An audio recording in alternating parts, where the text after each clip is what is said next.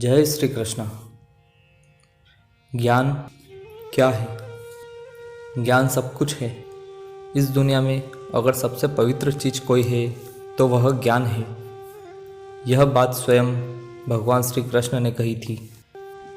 ज्ञान आपके मस्तिष्क का विकसित हो जाना और विकसित मस्तिष्क के द्वारा सत्य को प्राप्त करना है, और वही सत्य तो ज्ञान है। ज्ञान कैसे प्राप्त होता है? पढ़कर, अध्ययन करके या विद्या प्राप्त करके नहीं, इस मस्तिष्क को विकसित करके आप ज्ञान को प्राप्त कर सकते हैं। और इस मस्तिष्क को विकसित करने के लिए तो ये सब कुछ है। ये पढ़ाई लिखाई, विद्यालय, शिक्षक, वेद, पुराण, शास्त्र और योग की सारी प्रणालियाँ, मंत्र, ध्यान और ये प्रकृति जो कि इतनी सुंदर है हमारे चारों तरफ। ज्ञान क्या है आप खुद जान सकते हैं। मान लीजिए कि आपके घर में या किसी मंदिर में या कहीं बगीचे में एक छोटा पौधा है। अगर आप किसी तरह से पता कर ले कि इस पौधे का यहाँ होना क्यों अनिवार्य है, ये कहाँ से पैदा हो रहा है, इसकी सिराओं के अंदर क्या बह रहा है और ये क्या है, इसकी क्या उपयोगिता हो सकती है और ये यहाँ क्यों, और इसकी उत्पत्ति की क्या कहानी है, यानी ये सब कुछ जो है इसको जान जाना ज्ञान है। ब्रह्मांड में हो रही सारी चीज़ें अगर आपके मस्तिष्क में आ जाए तो यही ज्ञान है, यह सत्य है। किसी भी एक हिस्से से शुरू करिए और उस तरफ बढ़ते जाइए जहाँ ज्ञान है।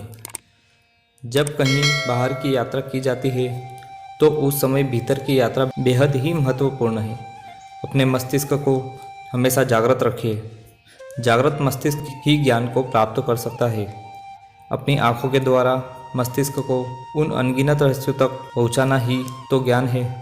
ज्ञानी व्यक्ति कभी भी अपने आप को ज्ञानी नहीं समझता। वह हमेशा ही कुछ न कुछ सीखने की कोशिश करता है।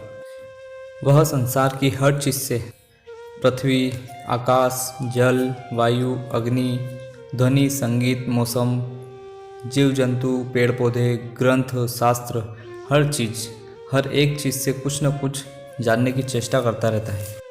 बस वही तो है असल मायने में ज्ञानी।